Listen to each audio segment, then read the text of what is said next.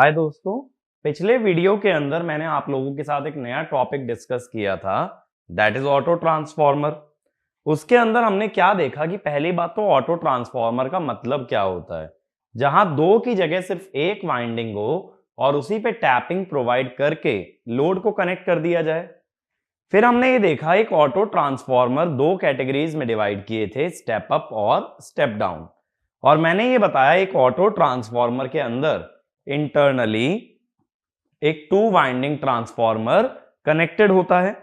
फिर हमने ये देखा ऑटो ट्रांसफॉर्मर की जो पावर है वो टू वाइंडिंग से ज्यादा आती है और उसमें एक कंट्रीब्यूशन होता है power due to conduction which is called as conducted volt ampere. और कंडक्टेड वोल्ट एम्पियर किस वजह से आते हैं कि सोर्स का कुछ करंट या सोर्स का करंट जब डायरेक्टली लोड में जाता है तो उसे कहते हैं कंडक्टेड पावर। तो सोर्स का जो भी करंट लोड में जाएगा दैट इज कंडक्टेड पावर और जो इंडक्शन से जाएगा दैट इज इंड्यूस्ड पावर। तब हमने ये देखा था कि कंडक्टेड और इंड्यूस्ड पावर कितना कितना होते हैं as compare to total power. और मैंने आपको ये बोला था कि नेक्स्ट लेक्चर में हम लोग क्या करने वाले हैं, हम बात करेंगे कि एक टू वाइंडिंग ट्रांसफॉर्मर से एक ऑटो ट्रांसफॉर्मर कैसे बनता है, यानी conversion of two winding transformer to an auto transformer.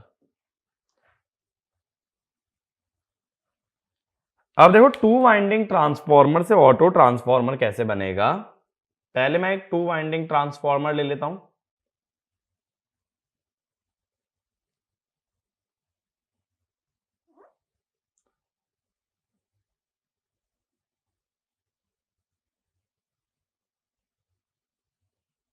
ठीक है, इसके ऊपर दो वाइंडिंग्स लगा देते हैं, एक प्राइमरी और एक सेकेंडरी।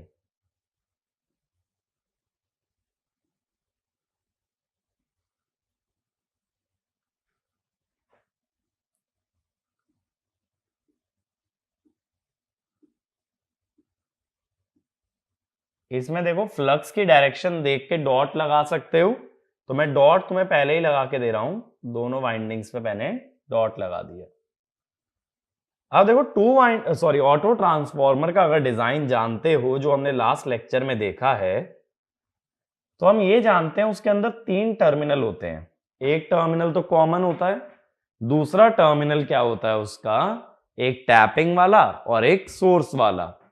तो यहां मैं बोल देता हूं ये है N1 turns, N2 turns, V1 voltage, V2 voltage और I1 करंट और I2 करंट। अब देखो क्या करना होता है, टू वाइंडिंग से ऑटो ट्रांसफॉर्मर बनाने के लिए प्राइमरी और सेकेंडरी में एक टर्मिनल हमें कॉमन करना पड़ता है, यानी कि दोनों वाइंडिंग का एक टर्मिनल आपस में जोड़ा जाएगा। तो ये वाला एक पॉइंट लिखना, N auto transformer has three terminals. An auto transformer has three terminals, whereas two winding transformer has four terminals, which means to create an auto transformer,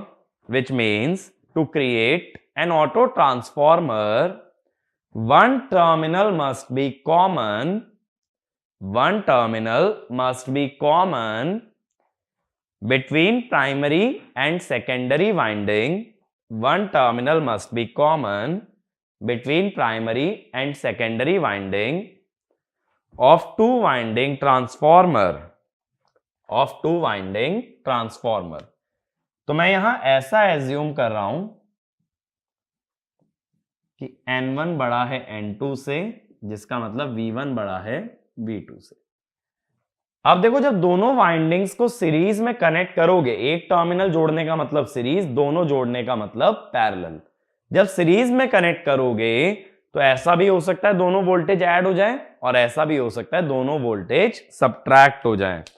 तो इसमें दो पॉसिबिलिटी बनती हैं। पहली होती है सीरीज एडिटिव पोलैरिटी, यानी कि दोनों वाइंडिंग्स को ऐसे जोड़ो कि वोल्टेज ऐड हो। वोल्टेज ऐड कब होंगी? जब माइनस वाले टर्मिनल से प्लस जोड़ा जाए। माइनस वाले से प्लस जोड़ने का मतलब है कनेक्ट बी टू सी। देखो कोई भी दो वोल्टेजेस ऐड कब होती हैं? एक सिंपल सा example low.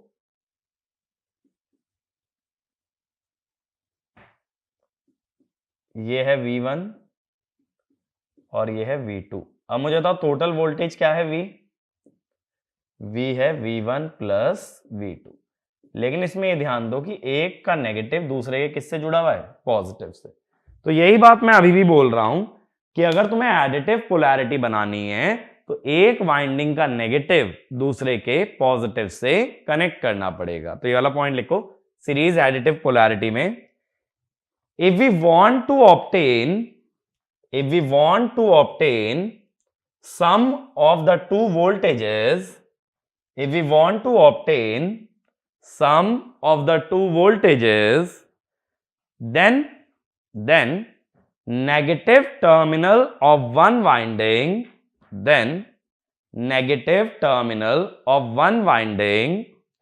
should be connected to positive terminal of the other winding, should be connected to positive terminal of the other winding। अब देखो जैसे ये वाला टर्मिनल A, ये B, ये मैंने C से जोड़ दिया और ये वाला टर्मिनल हो गया D, ठीक है। और एक टैपिंग C से ले लो, यानी connect B to C and D will be treated as common terminal. बात समझ आई?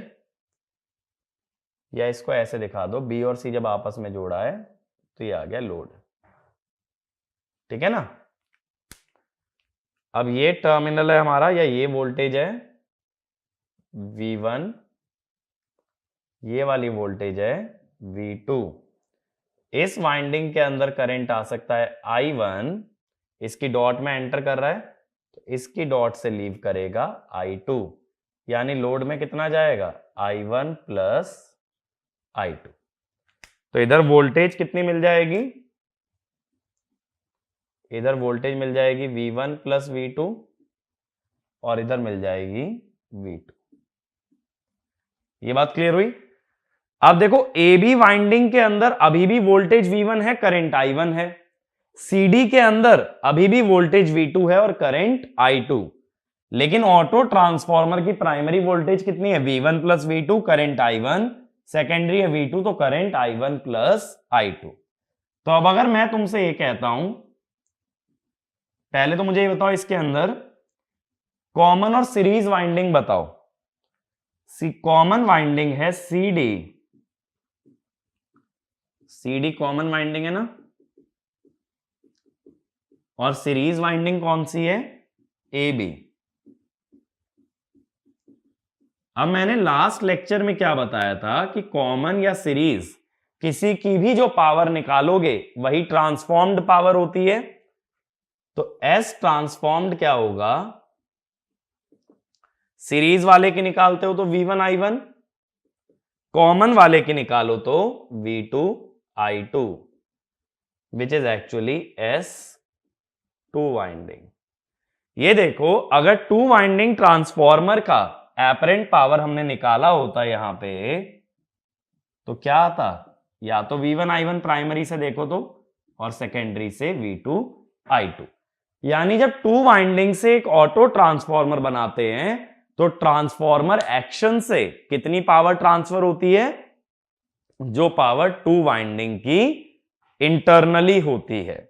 मेरी बात को समझने की कोशिश करो, ये टू वाइंडिंग था, इससे अब हमने ऑटो बनाया, तो मैं ये कह रहा हूं इसमें ट्रांसफॉर्मर एक्शन से कितनी पावर जाएगी सोर्स से load?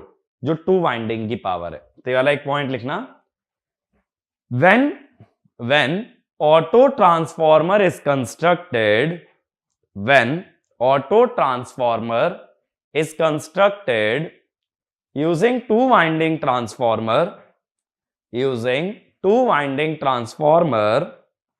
then the power transferred from source to load,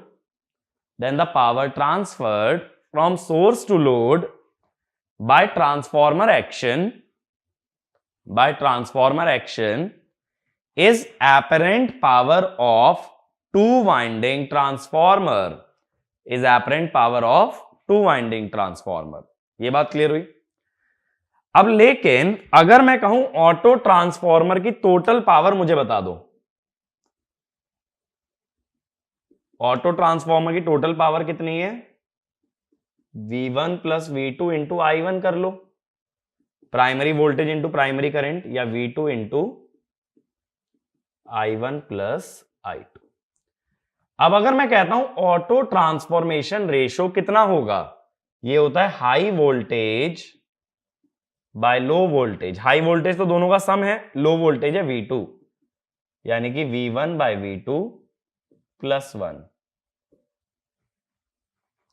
तो S ऑटो कितना हुआ, अगर पहले वाले फॉर्मूले से जा रहे हैं, इसके अंदर क्या कर सकते हो, V2 को लिख लो, यहां से V2 को क्या लिख सकते हो, या V1 प्लस, एक सेकेंड, हमें क्या चाहिए, यहां से V2 हटाना है, तो पहले V2 निकाल लो। यहां से V2 को क्या लिखोगे, V1 अपॉन AA माइनस 1। मैंने यहां से सॉल्व करके निकाला है। अब S ऑटो में इसकी वैल्यू डाल दो, V1 plus V1 upon AA minus 1 I1, तो AA over AA minus 1 V1 I1। V1 I1 actual में क्या है, S transform,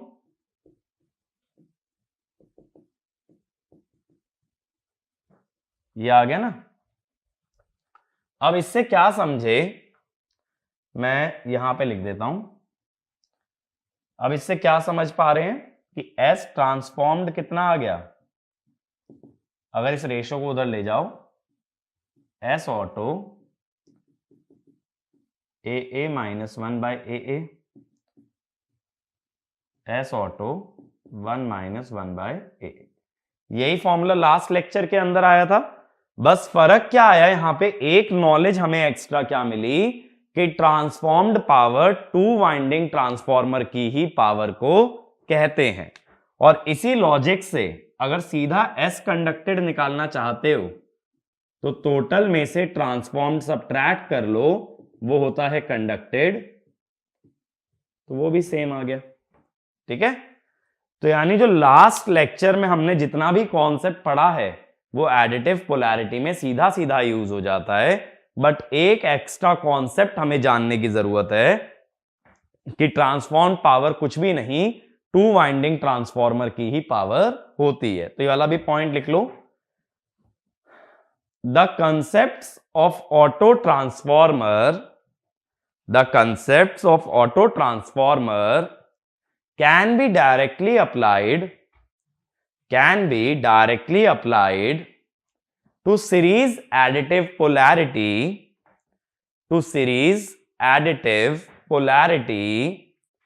but with an additional knowledge that transformed power is the power of two winding transformer।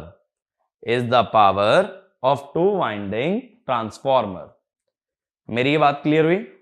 ठीक है, अब आगे की बात करते हैं। देखो, जितना पहले वाइंडिंग में करंट था उतना ही करंट मैंने लिया है। मैंने अभी सिर्फ क्या कर दिया है, ये B वाले टर्मिनल को C से जोड़ दिया। मैंने ट्रांसफॉर्मर की कंस्ट्रक्शन में कोई चेंज नहीं किया, मैंने ट्रांसफॉर्मर की वोल्टेज में कोई चेंज नहीं किया, ना ही कोई चेंज किया करंट में। जब वोल्टेज और फ्रीक्वेंसी सेम तो फ्लक्स सेम तो core loss same.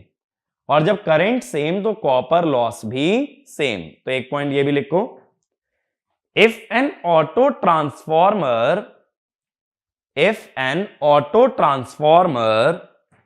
is constructed using if an auto transformer is constructed using two winding transformer then voltages and currents remain same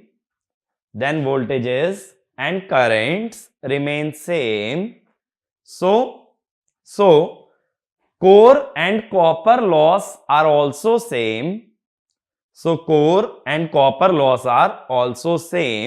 तो एफिशिएंसी क्या होगी जब लॉसेस सेम है, एंड हेंस एफिशिएंसी क्या होगी, increases, constant नहीं रहेगी। बहुत सारे लोग सोच रहे होंगे लॉस कांस्टेंट तो एफिशिएंसी कांस्टेंट नहीं, क्योंकि ऑटो ट्रांसफॉर्मर की जो रेटिंग आ रही है, देखो एस ऑटो जो आ रहा है ये 2 वाइंडिंग ट्रांसफॉर्मर से ज्यादा आ रहा है। तो यानी ट्रांसफॉर्मर की रेटिंग बढ़ गई या उसकी पावर बढ़ गई बट लॉसेस सेम रहे, पावर बढ़ गई और लॉसेस सेम रहे तो एफिशिएंसी बढ़ जाएगी। ये मेजर एडवांटेज होता है जब 2 वाइंडिंग से ऑटो ट्रांसफॉर्मर बनाते हैं कि हमारी एफिशिएंसी इंक्रीज हो जाती है। मेरी बात क्लियर हुई? लॉसेस सेम है बट पावर बढ़ने से एफिशिएंसी बढ़ती है। अब आगे चलते हैं। देखो जैसा मैंने बोला कि दो पॉसिबिलिटी बन सकती हैं कि अगर पॉजिटिव से नेगेटिव टर्मिनल जोड़ोगे तो कौन सी पोलैरिटी बन रही है, एडिटिव। लेकिन कनेक्शन तो दूसरा भी हो सकता है कि पॉजिटिव से नेगेटिव ना जोड़ के पॉजिटिव से पॉजिटिव जोड़ दो या नेगेटिव से नेगेटिव जोड़ दे। अब देखें एक बार, तो दूसरी पोलैरिटी को हम कहते हैं सीरीज सबट्रैक्टिव पोलैरिटी।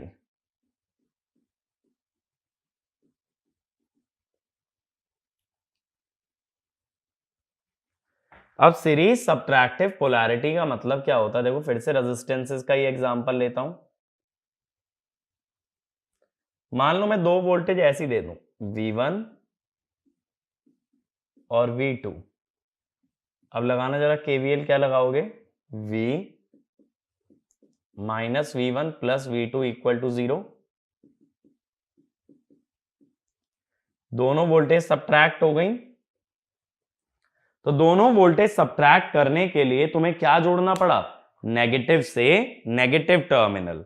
कहने का मतलब यहां पे ये समझो, अगर कभी भी सेम पोलैरिटी के टर्मिनल्स जुड़ेंगे तो सबट्रैक्टिव पोलैरिटी, अपोजिट पोलैरिटी के टर्मिनल्स जुड़ते हैं तो एडिटिव पोलैरिटी। तो ये वाला भी पॉइंट लिखो, if terminals of same polarity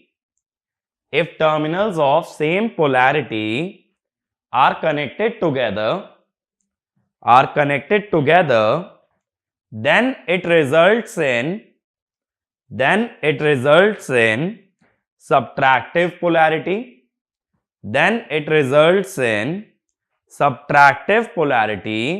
but if terminals of opposite polarity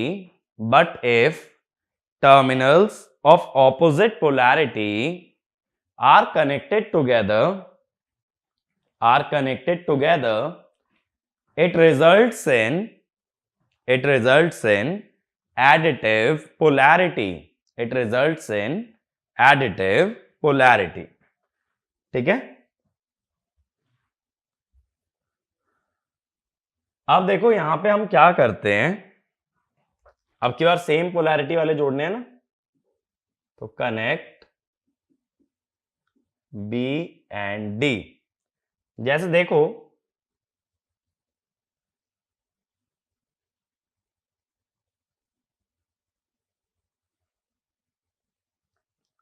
मान लो ये D है, ये C है, तो ये प्लस और ये माइनस। अब मुझे B और D जोड़ने हैं ना साथ में,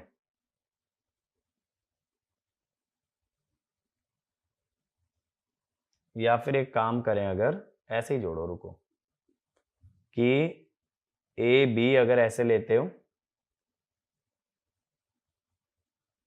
ए अगर नीचे ले रहे हो, या फिर क्या कर सकते हैं, ज्यादा बेटर क्या रहेगा, ऐसा कर लो, ए बी। तो अब हमें बी से कुछ जोड़ना पड़ेगा, बी से डी जोड़ रहे हैं ना हम, या ऐसा करो बी एंड डी की जगह ना ए एंड सी जोड़ लो, ज्यादा इजी रहेगा। A and C same polarity के टर्मिनल जोड़ने हैं ना, तो वाला सी हो गया, ये वाला डी हो गया, सी पे भी डॉट थी ना, तो इस टाइप से, ठीक है। अब ए बी के अक्रॉस वोल्टेज थी V1, सी डी के अक्रॉस थी V2। तो अब V1 तो V2 से बड़ा है, तो इधर वोल्टेज कितनी आ गई, V1 माइनस V2। केवीएल लगा के सिंपली वोल्टेज निकालिए। अब V1 वाली वाइंडिंग में यहां पे करंट कितना होगा, जैसे इस डॉट से एंटर कर रहा है अगर I1, तो इस डॉट से लीव कर रहा होगा I2। I2 बड़ा है ना I1 से, क्योंकि V1 बड़ा है V2 से, तो I2 बड़ा है I1 से। तो एक काम करो, ऐसे मान लो फिर कि I1 इस डॉट को लीव कर रहा है और I2 इस डॉट से एंटर कर रहा है, यानी ये हो गया I2। तो इधर KCL लगाओगे तो कितना आएगा, I2 माइनस I1। अब ठीक है ना, देखो सोर्स पावर डिलीवर कर रहा है और लोड पावर एब्जॉर्ब कर रहा है। अगर मैं करेंट्स की डायरेक्शन उल्टी मान लेता ना, तो होता क्या कि लोड वाली साइड पे डिलीवरिंग पावर आ जाता और सोर्स वाली साइड पे एब्जॉर्बिंग पावर।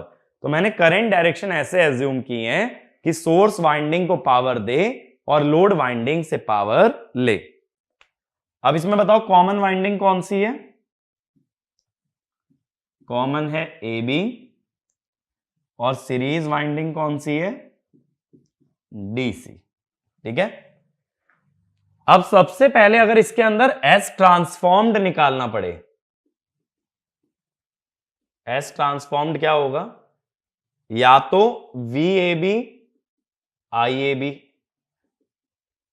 कॉमन वाइंडिंग, या V C D I C D, किसी भी एक से निकाल लो, तो ये हो जाएगा V1 I1 या V2 I2, यानी कि टू वाइंडिंग वाला ही होता है ट्रांसफॉर्म्ड पावर। एडिटिव पोलैरिटी हो या सब्ट्रैक्टिव, टू वाइंडिंग वाले को ही कहते हैं transformed power.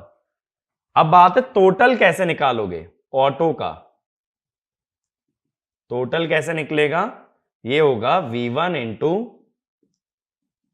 I2 minus I1, या फिर दूसरी साइड से निकालो तो V1 minus V2 into I2। इसका कोई डायरेक्ट फॉर्मूला डिराइव नहीं कर रहे, बस बेसिक याद रखो, इनपुट या आउटपुट से जो भी पावर आएगी वो होगी ऑटो। तो कंडक्टेड कैसे निकाल दोगे, S auto minus S transform, तो आ जाएगी कंडक्टेड। अगेन बात है कि करेंट्स और वोल्टेजेस सब सेम रखे हैं, इसका मतलब क्या हुआ कि iron loss is constant, copper loss is constant, but rating increases, so efficiency increase. तो जब कभी टू वाइंडिंग से ऑटो ट्रांसफॉर्मर बनाते हो तो इसका फायदा दो होते हैं, एक तो रेटिंग बढ़ जाती है और दूसरा फायदा होता है एफिशिएंसी बढ़ जाती है। ये बात क्लियर हुई। तो एडिटिव पोलैरिटी कब होगी, जब अपोजिट पोलैरिटी के टर्मिनल जोड़े जाएं, और सब्ट्रैक्टिव कब होगी, जब सेम पोलैरिटी के टर्मिनल्स जोड़े जाएं। दूसरी बात, अब ये मत सोचना एडिटिव का मतलब स्टेप अप होता है और सब्ट्रैक्टिव का मतलब स्टेप डाउन। जैसे मान लो तुम ये कह दो कि V1 बड़ा है, V1 माइनस V2 छोटा है, सही बात है, V1 तो बड़ा ही होगा ना V1 माइनस V2 से। अगर इधर सोर्स लगा दें तो ये है स्टेप अप, और अगर लेफ्ट में सोर्स लगाओ तो ये है स्टेप डाउन। इधर हाई है इधर लो, हाई पे सोर्स लो पे लोड स्टेप डाउन, लो पे सोर्स हाई पे लोड स्टेप अप। तो ये वाला भी पॉइंट लिखो, ये मोस्ट इंपॉर्टेंट पॉइंट करके मार्क करना, काफी बच्चों को कंफ्यूजन रहता है, तो इसमें लिखो step up and step down auto transformer, step up and step down auto transformer has nothing to do with additive and subtractive polarity, because both polarities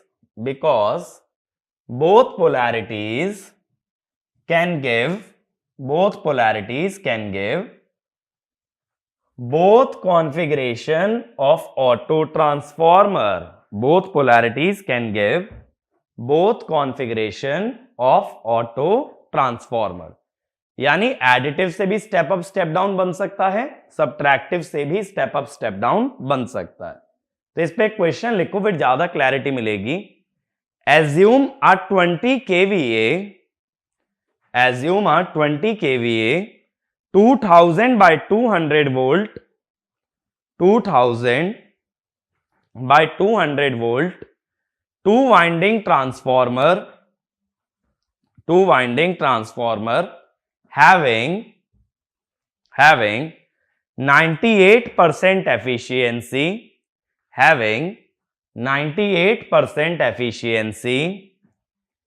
is reconnected to obtain auto transformer.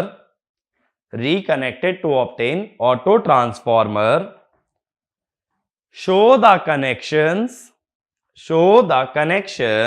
and analyze for पहला part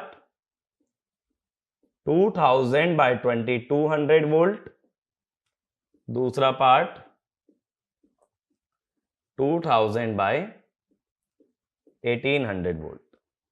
ठीक है, तो समझते हैं इस question को attempt कैसे करना है. तो इसमें ना सॉल्व करने की जरूरत नहीं है, इसका सॉल्यूशन तुम समझो एक बार.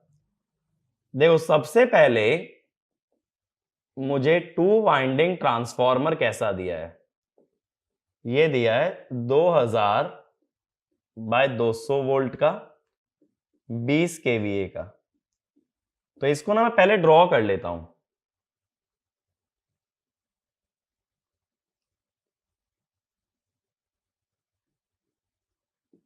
ये हो गया 2000 वोल्ट,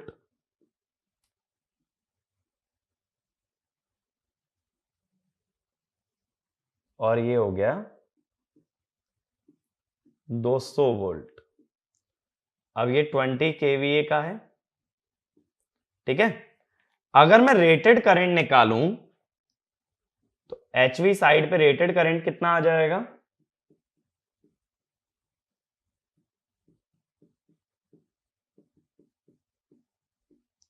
और LV साइड पे रेटेड करंट कितना आ जाएगा.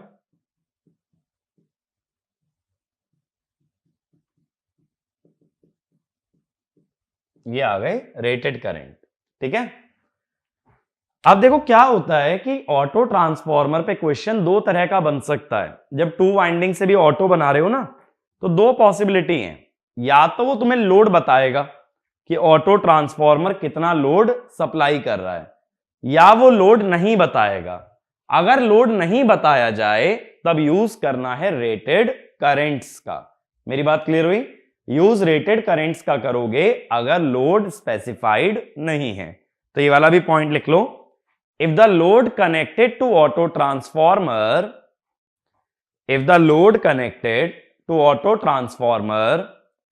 has not been specified, then we make use of rated currents of two winding transformer. अब सबसे पहली बात यह आती है कि यह कैसे मालूम चलेगा कि एडिटिव पोलैरिटी है या सब्ट्रैक्टिव. तो इसके लिए ना रेटिंग्स पे ध्यान देना. देखो, ये जो 2000 वाली आ रही है, ये तो 2 वाइंडिंग में प्रेजेंट ही थी. ये भी 2 वाइंडिंग में प्रेजेंट थी 2000. लेकिन 2 वाइंडिंग में ना 2200 वोल्ट कहीं नहीं था, 2000 था और 200 था, लेकिन यहां 2200 आया। 2200 कैसे बन सकता है? 2000 प्लस 200। ऐसे 1800 कैसे बन सकता है? 2000 माइनस 200। जहां सब्ट्रैक्शन, तो ये हुआ सब्ट्रैक्टिव पोलैरिटी, जहां एडिशन वहां हुआ एडिटिव पोलैरिटी। मेरी बात क्लियर हुई? हमेशा वोल्टेज रेटिंग को ये देखो कि क्या रेटिंग दोनों रेटिंग्स का सम है या इनका डिफरेंस। ऑटो ट्रांसफॉर्मर की रेटिंग अगर सम करने से आई तो एडिटिव, डिफरेंस लेने से आई तो सब्ट्रैक्टिव। तो पहले मैं फर्स्ट वाला पार्ट देखता हूं। फर्स्ट वाला पार्ट है मेरा एडिटिव पोलैरिटी को लेके। तो पहले मैं कनेक्शन ड्रॉ कर लेता हूं। प्राइमरी साइड मुझे 2000 वोल्ट चाहिए,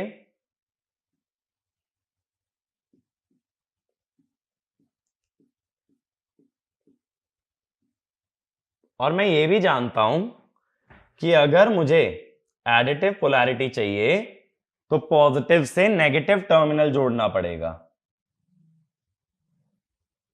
या ये कह दो डॉट से अनडॉटेड टर्मिनल। डॉट डॉट दोनों पॉजिटिव होते हैं ना, तो डॉट से डॉट नहीं जोड़ेंगे, वरना फिर वो हो जाएगा पॉजिटिव से पॉजिटिव टर्मिनल जोड़ना। डॉट का मैंने रीजन क्या बताया, डॉट का सिग्निफिकेंस क्या होता है? डॉट की दोनों तरफ पोलैरिटी सेम होती है, तो अगर तुम डॉट से डॉट जोड़ दोगे तो तुम सेम पोलैरिटी के टर्मिनल जोड़ रहे हो, वो है सब्ट्रैक्टिव पोलैरिटी। तो ऐसा भी कह सकते हो एडिटिव पोलैरिटी में डॉट से अनडॉटेड टर्मिनल जुड़ता है। तो ये भी लिख लेना, for additive polarity, for additive polarity dotted terminal is connected, for additive polarity dotted terminal is connected to undotted terminal, to undotted terminal। अब KVL से इधर सम हो जाएगा, तो ये आ गया 2200 वोल्ट। अब मुझे करंट्स की बात करनी है। देखो लोड तो इसने बताया नहीं, तो मैं कौन से करंट लूं? Rated current.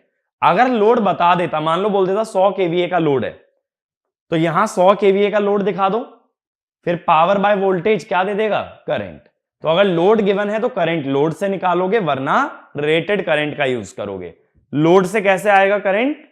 Load power upon load voltage will give the load current. अभी मुझे 200 वोल्ट की वाइंडिंग में 100 एंपियर लेना है, तो भाई ये आ गया 100 एंपियर ऐसे। तो ये डॉट को लीव कर रहा है ना, तो 2000 वोल्ट वाली वाइंडिंग में डॉट में एंटरिंग करंट होगा 10 एंपियर। देखो लोड में ना हमेशा पॉजिटिव से बाहर की तरफ जाना चाहिए करंट, क्योंकि लोड को पावर लेनी है, यानी पॉजिटिव की तरफ जाना चाहिए करंट। और 200 वोल्ट की वाइंडिंग में कितना करंट जाना चाहिए? 100 एंपियर। मैंने यही तो बोला रेटेड करंट का यूज करो। तो 200 वोल्ट में 100 एंपियर किस तरफ? पॉजिटिव की तरफ, यानी इस डॉट से निकलता हुआ तो दूसरी डॉट में एंटर करेगा। दूसरी डॉट है 2000 वोल्ट की, तो उसमें कितना एंटर करेगा? 10 एंपियर। अब तीसरा करंट आ जाएगा केसीएल से, कितना हो गया? 110 एंपियर। अब यहां केवीए रेटिंग कितनी हो गई? इनपुट या आउटपुट कहीं से भी निकाल लो, एस ऑटो कितना होगा? चाहे तो 2000 इंटू 110 कर लो, या 2200 इंटू 100 कर लो, तो ये हो गया 220 केवीए। नहीं तो इसी का शॉर्टकट मेथड क्या होता? एस ट्रांसफॉर्म्ड होता है एस टू वाइंडिंग, ये मैंने बताया था, तो ये होता है 20 केवीए। अब ऑटो ट्रांसफॉर्मर का रेशियो निकाल लो, high voltage by low voltage. High है 2200, लो है 2000,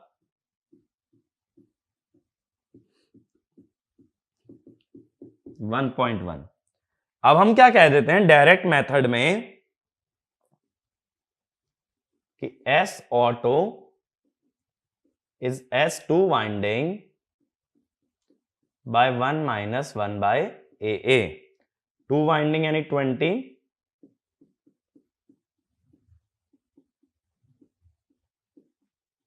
तो ऐसे भी निकाल सकते हो, ठीक है। चाहो तो ऑटो ट्रांसफॉर्मेशन रेशो से निकाल लो, या फिर वाइंडिंग्स में पहले करंट बना के तब एस ऑटो निकाल दिया जाए। मेरी बात क्लियर हुई? अब अगली चीज हमें क्या बता रखी है, टू वाइंडिंग की एफिशिएंसी ये बताई है 98%। अब इसके अंदर ना क्वेश्चन में एक मॉडिफिकेशन कर लेना, एफिशिएंसी के साथ लिख लेना full load unity power factor. तो ये जो एफिशिएंसी है ये फुल लोड यूपीएफ पे, तो 0.98 फुल लोड के लिए एक्स क्या लोगे 1, टू वाइंडिंग की बात चल रही है, केवीए 20 कॉस फाई भी 1। नीचे जो भी लॉस है, लॉस का मतलब आयरन और कॉपर दोनों, तो ये लॉस कितना हो गया 20/0.98 माइनस 20/49 किलोवाट। अब मैंने क्या बोला था, जब टू वाइंडिंग से ऑटो ट्रांसफॉर्मर बनता है तो लॉसेस सेम रहेंगे।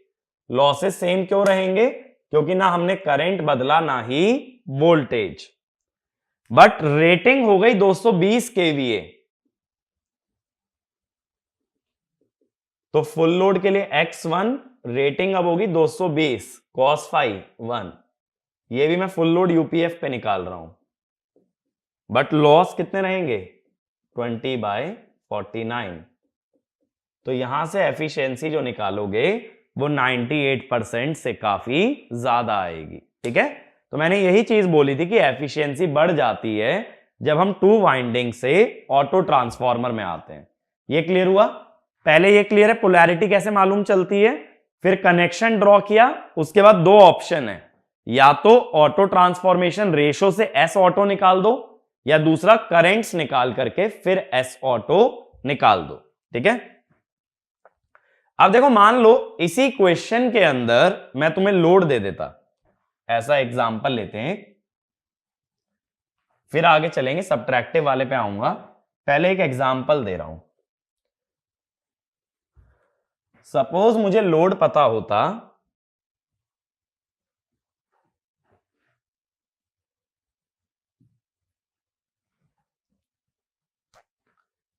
If load equal to 110 KVA, let us से। लोड अगर पता होता तो लोड का करंट कैसे निकालते? एपरेंट पावर बाय लोड का वोल्टेज। तो ये कितना आ जाता, 2 0 से 2 0 कट गए तो 1100/22 50 एम्पियर, 1100/22 होगा 50 एम्पियर। ठीक है, ये आई एच कह दो, एक काम करो हाई वोल्टेज की तरफ है।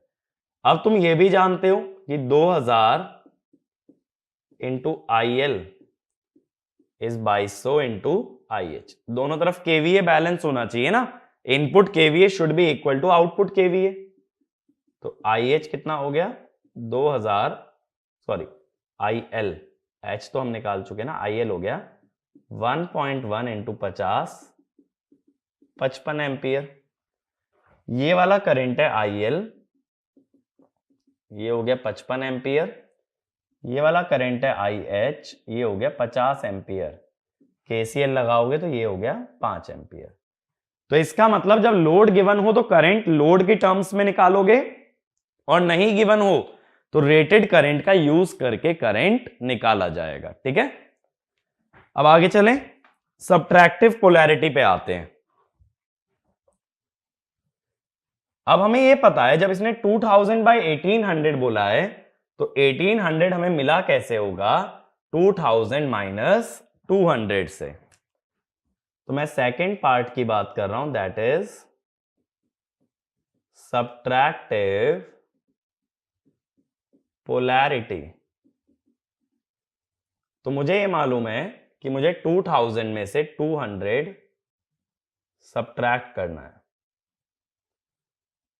सब्ट्रैक्ट करने के लिए सेम पोलैरिटी का टर्मिनल जोड़ना जरूरी है, तो ये हो गया 2000।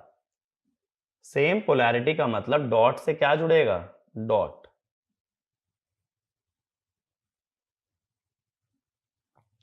ठीक है, ये हुआ 200। अब केवीएल लगाओगे तो इधर वोल्टेज आएगी 1800। ठीक है, तो ये वाला पॉइंट भी लिख लो। If dots are connected together, if dots are connected together in series, if dots are connected together in series, or undotted terminals are connected together, or undotted terminals are connected together, then it results in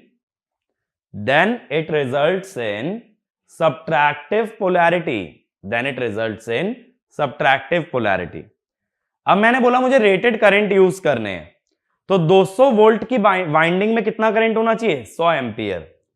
100 ampere हमेशा ऐसे ही मानना कि load की तरफ जा रहा है, यानी ऐसे जा रहा है 100 एम्पियर, इस डॉट से एंटर कर रहा है, तो इस डॉट से लीव करना चाहिए 10 एम्पियर, क्योंकि दूसरी वाइंडिंग का करंट है 10 एम्पियर।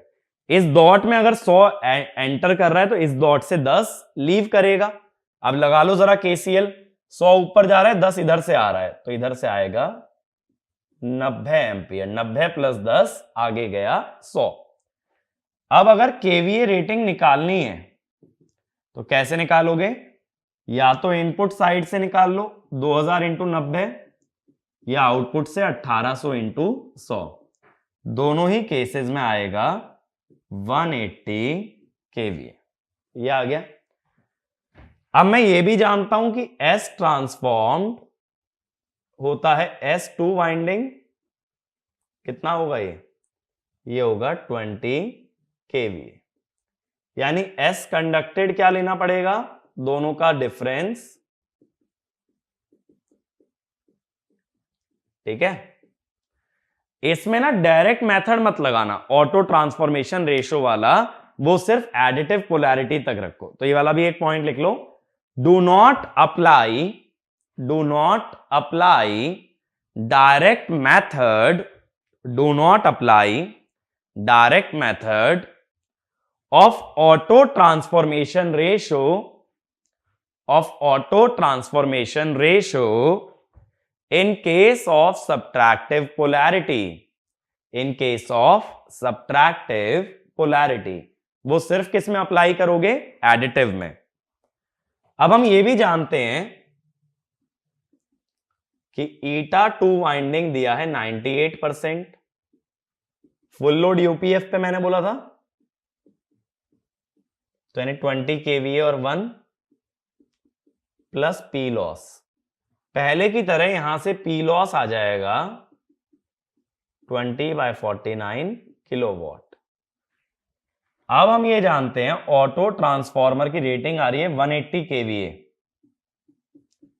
फुल लोड और यूपीएफ ले लिया, और नीचे लॉस 20/49। यहां से निकालोगे तो ये भी 98% से ज्यादा आएगा, यानी एडिटिव लो या सब्ट्रैक्टिव पोलैरिटी लो, तुम्हारा एफिशिएंसी और केवीए रेटिंग बढ़ता ही है, ठीक है। तो 2 वाइंडिंग से ऑटो में जाने में क्या फायदा है? केवीए रेटिंग और एफिशिएंसी दोनों इंक्रीज हो जाते हैं, वेदर इट इज एडिटिव और वेदर इट इज सब्ट्रैक्टिव, ठीक है। तो अब इस वाले सेक्शन को मैं एक बार समराइज करा देता हूं, जैसे मैंने लास्ट लेक्चर के अंदर कराया था।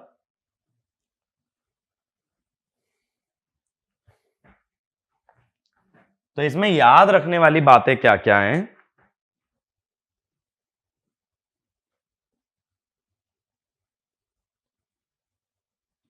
पहली बात, जब डॉट से अनडॉटेड टर्मिनल जुड़ता है तो ये होती है एडिटिव पोलैरिटी। यहां होता है S auto is S2 winding by 1 minus 1/AA, ठीक है। और I equal to I rated 2 winding if load not specified. Load नहीं बताया तो रेटेड करेंट्स का यूज करना है, और I इक्वल टू लोड अगर लोड स्पेसिफाइड है।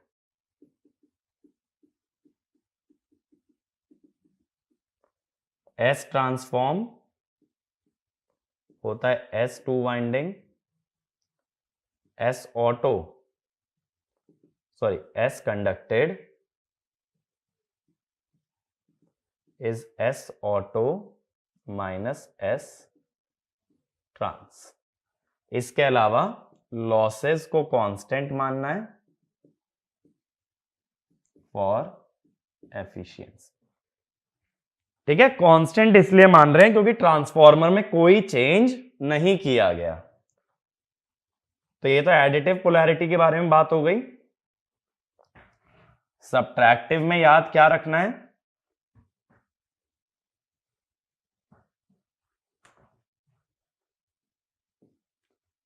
डॉट से अगर डॉट जोड़ते हो या अनडॉटेड से अनडॉटेड अगर जोड़ते हो तो सब्ट्रैक्टिव पोलैरिटी बनता है।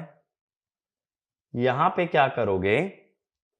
फाइंड केवीए रेटिंग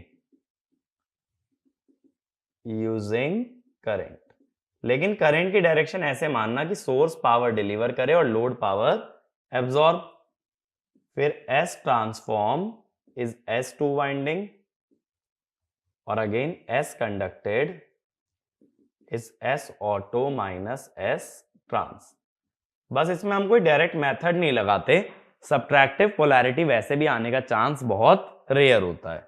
और अगेन इसमें भी लॉसेस सेम मानोगे एफिशिएंसी निकालते हुए। ये मेरी बात क्लियर हुई कि कैसे हम लोग 2 वाइंडिंग ट्रांसफॉर्मर से ऑटो बना रहे हैं। और पता कैसे चलता है कौन सा कनेक्शन है? ये देख के कि वोल्टेज दो वोल्टेज का सम है या डिफरेंस है। ठीक है, आगे चलते हैं। अब नेक्स्ट लिखना parameters of auto transformer, parameters of auto transformer in terms of two winding transformer, in terms of two winding transformer। मुझे दोनों के पैरामीटर्स कंपेयर करने हैं।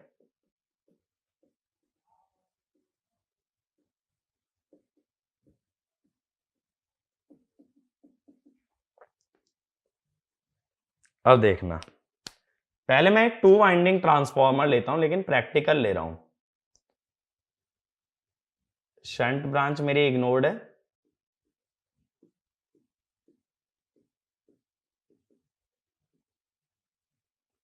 ट्रांसफॉर्मर का पूरा सर्किट मैं रेफर करके रखता हूं सेकेंडरी साइड पे।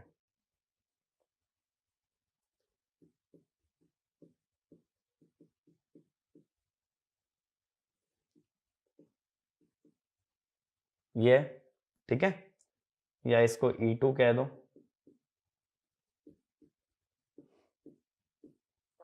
V1 और E1 तो बराबर ही है, तो यहां मैं टर्न्स रेशो ले लेता हूं N1:N2। अब देखो, मुझे सबसे पहले ये बताओ इसकी परसेंटेज इंपीडेंस कितनी होगी? परसेंटेज इंपीडेंस होगी या पर यूनिट इंपीडेंस कह लो, परसेंटेज में तो 100 ही मल्टीप्लाई करना है, R02 plus JX02 over Z base simply होगा E2 बाय I2, ये होगा। ठीक है, वोल्टेज रेगुलेशन क्या होता है?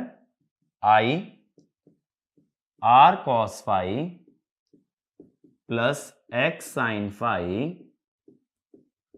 अपॉन, नीचे रेटेड वोल्टेज आता है, रेटेड मैं E2 को मान रहा हूं। ठीक है, E2 वाली जो वोल्टेज है ना वो रेटेड है, इसीलिए मैं यहां पे भी रेटिंग में E2 का यूज कर रहा हूं। और इसके बाद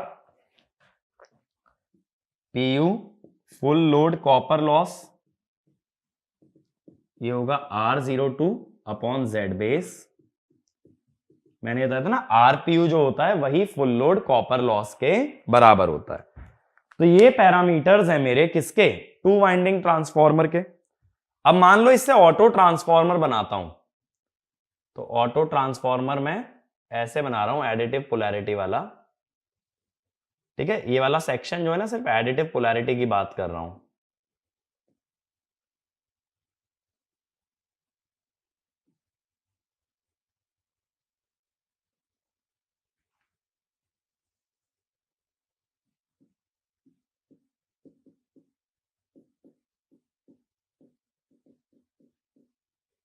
इस वाइंडिंग का करंट I2 ही है, इस वाइंडिंग का करंट I1 ही है, बट इधर से कितना करंट आ रहा है? I1 plus I2। अब मैं कहूं इसकी सेकेंडरी की रेटेड वोल्टेज क्या है? हाई वोल्टेज की रेटेड वोल्टेज ये है V1 प्लस E2। अब यहां पे E2 कितना था या V1 कितना था?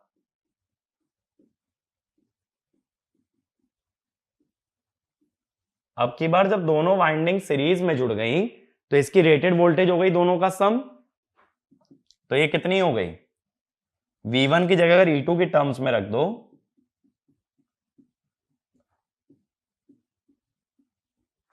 अगर मैं कहूं मुझे ऑटो ट्रांसफॉर्मेशन रेशो चाहिए तो ये क्या होगा? VH रेटेड बाय V1, यानी high voltage by low voltage V1 plus E2 by V1। ठीक है, V1 plus E2 by V1, V1 है N1 by N2 into E2, या E2 को लिख लो N2 bye N1 into V1।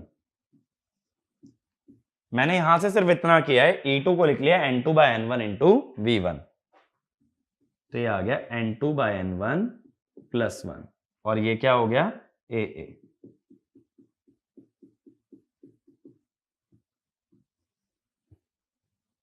ये मेरी बात क्लियर हुई?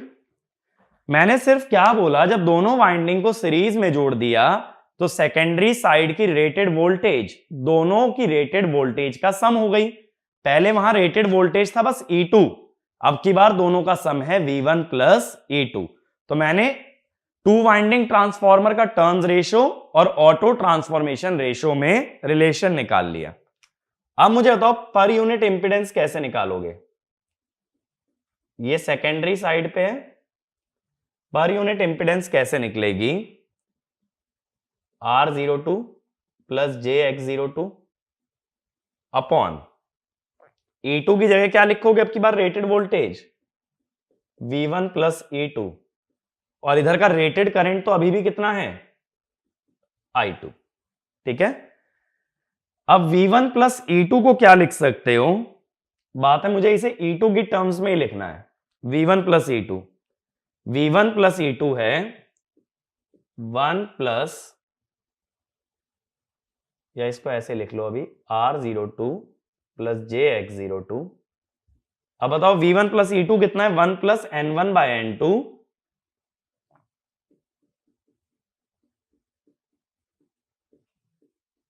इंटू E2 बाय I2, यही है ना? 1 plus N1 by N2 into E2 bye I2। तो ये हो गया। अगर बची हुई क्वांटिटी देखो तो पर यूनिट इंपीडेंस पुराना upon 1 plus N1 by N2। अब मुझे ये वैल्यू ऑटो ट्रांसफॉर्मेशन रेशो की टर्म्स में चाहिए। ठीक है, ऑटो ट्रांसफॉर्मेशन रेशो की टर्म्स में अगर ये वैल्यू निकालनी है तो कैसे निकालोगे?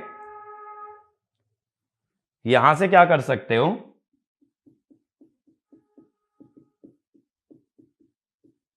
ये कर सकते हो, सॉरी, AA माइनस 1, ये लिख सकते हो ना यहां से। तो यहां पुट करना जरा N1 by N2, ZPU old 1 plus 1 by AA minus 1, यानी AA minus 1 by AA into ZPU old, या ये कह दो 1 minus 1 by AA ZPU old. ये बात क्लियर हुई? तो पर यूनिट इंपीडेंस कितने फैक्टर से स्केल हो गई? 1 माइनस 1 बाय AA। तुम्हें पूरा डेरिवेशन याद नहीं करना है, याद क्या करना है? सिर्फ ये रिलेशन। मेरी बात समझ आई? मैंने क्या बोला? इंपीडेंस अभी भी R02 और X02 ही है, बट उस साइड की रेटेड वोल्टेज बदल गई। रेटेड वोल्टेज बदल जाने से बदल गई बेस इंपीडेंस, और बेस इंपीडेंस बदल जाने से चेंज हो गई पर यूनिट इंपीडेंस। तो ये वाला पॉइंट भी लिखना, the actual impedance in auto transformer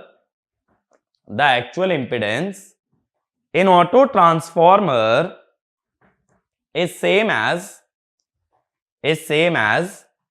two winding transformer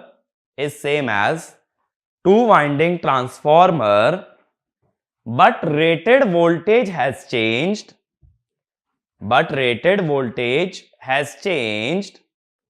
due to which base impedance changes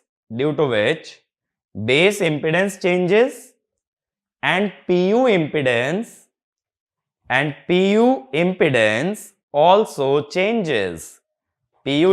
also changes.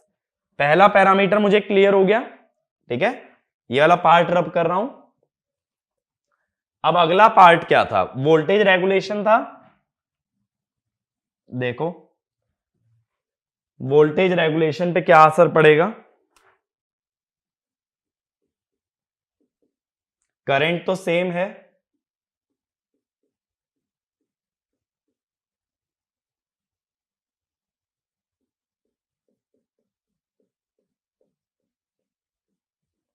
But अब की बार नीचे जो रेटेड वोल्टेज डालोगे वो E2 नहीं डालोगे, वो डालोगे V1 plus E2। V1 plus E2 को E2 के टर्म्स में लिख लो।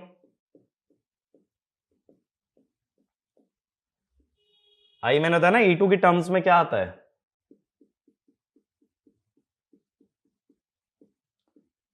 अब इसमें से देखो, अगर 1 प्लस N1 बाय N2 हटा लो तो ये तो पूरा पुराना फॉर्मूला है, तो इसको ऐसे भी तो लिख सकते हो कि जो पुरानी वोल्टेज रेगुलेशन है divided by 1 plus N1 by N2। Again N1 by N2 की वैल्यू डाल दो ऑटो ट्रांसफॉर्मेशन रेशो की टर्म्स में।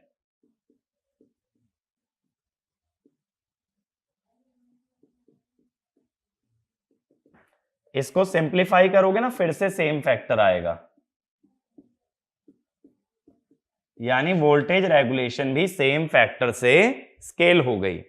और वो ऐसे भी समझ सकते हो, जब पर यूनिट इंपीडेंस किसी फैक्टर से स्केल हो रही है, वोल्टेज रेगुलेशन का सिंपल कंसेप्ट होता है RPU cos phi plus XPU sin phi. तो RPU और XPU अगर किसी एक फैक्टर से स्केल हो रहे हैं तो वोल्टेज रेगुलेशन भी सेम फैक्टर से स्केल होगी। तो ये वाला पॉइंट भी लिख लेना। Since per unit impedance RPU and XPU, per unit impedance RPU and XPU are scaled by a factor of 1 minus 1 by AA, 1 minus 1 by AA. Voltage regulation is also scaled by same factor. Voltage regulation is also scaled by same factor. अगला point, since per unit voltage drop is proportional to RPU and XPU, since per unit voltage drop is proportional to RPU and XPU, it is also scaled by same factor. याद करो, मैंने voltage regulation में बताया भी था RPU cos phi plus XPU sin phi की जगह लिख सकते हैं epsilon R cos phi plus epsilon X sin phi. वो था पर यूनिट वोल्टेज ड्रॉप। तो जब वो RPU और XPU से ही आ रहा है तो वो भी सेम फैक्टर से स्केल होगा। अब मैं ये जानता हूं कि RPU नया कितना है, 1 माइनस 1 बाय AA इंटू क्या आएगा RPU ओल्ड। XPU नया कितना है, 1 minus 1 by AA XPU old. और RPU किसके बराबर था? देखो, PU full load copper loss, तो यही क्या है, per unit full load copper loss. ठीक है, तो पर यूनिट लॉस हमारा स्केल हो गया कितने फैक्टर से, 1 - 1/AA। ये बात क्लियर हुई। तो देखो इसको अगर समराइज करें,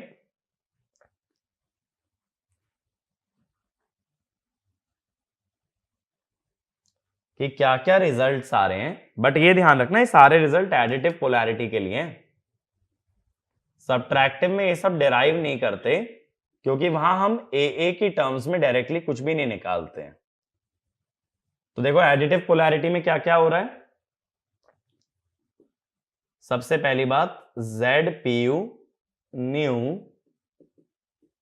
is 1 - 1/AA, ZPU old. Auto transformation ratio तो क्लियर है, high voltage by low voltage. फिर voltage regulation new is 1 - 1/AA into voltage regulation old. ठीक है। तीसरा, per unit full load copper loss new 1 - 1/AA PCU/FL/PU old. ठीक है। RPU new 1 - 1/AA RPU old. XPU new 1 - 1/AA XPU old. और देखो और किस पैरामीटर के बारे में बात कर सकते हैं, मैं कोर लॉस के बारे में भी बात कर सकता हूं। कोर लॉस अगर PU में निकालना था पहले, देखना जरा, आयरन लॉस PU ओल्ड क्या होता, PI/S2 वाइंडिंग। अब अगर न्यू निकालना है तो आयरन लॉस तो सेम रहेगा, बट नीचे क्या आएगा, S ऑटो। S ऑटो कैसे लिखते हो, S2 वाइंडिंग बाय, यानी ये क्या हुआ, PI/PU ओल्ड इंटू 1 - 1/AA। तो एक्चुअल में ना रेटिंग चेंज करने से पर यूनिट वैल्यूज चेंज हो गई, बट एक्चुअल वैल्यूज क्या हैं, सेम। तो ये वाला भी एक पॉइंट लिख लो, due to change in rating, PU values have changed, due to change in rating, PU values have changed, but actual values are same,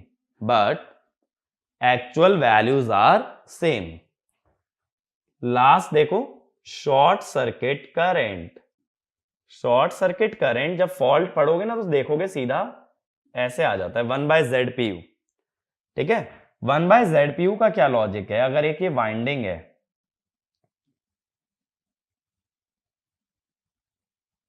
इधर मान लो शॉर्ट सर्किट आया, इधर रेटेड वोल्टेज चल रहा है, रेटेड वोल्टेज माने 1 PU, और ये इंपेडेंस है ZPU, तो कितना आएगा शॉर्ट सर्किट करंट, 1/ZPU। तो यानी ISC न्यू, ZPU कम हो गया ना तो ISC बढ़ गया होगा, 1 - 1/AA। बात समझ आई, क्योंकि देखो ZPU जिस फैक्टर से मल्टीप्लाई हुआ है ये रेसिप्रोकल ले रहा है, तो ये उसी फैक्टर से डिवाइड हो जाएगा। तो इस तरह से टू वाइंडिंग से ऑटो ट्रांसफॉर्मर आने में पर यूनिट पैरामीटर्स काफी चेंज हो जाते हैं, और उनके रिलेशंस मैंने तुम्हें डायरेक्टली बता दिए। ठीक है। लेकिन ये ध्यान रखना ये किसके लिए एप्लीकेबल है, एडिटिव पोलैरिटी। और ये कब एप्लीकेबल है, when auto transformer is constructed using to winding transformer. तो ये लिख भी लेना, these relations are applicable only when auto transformer is realized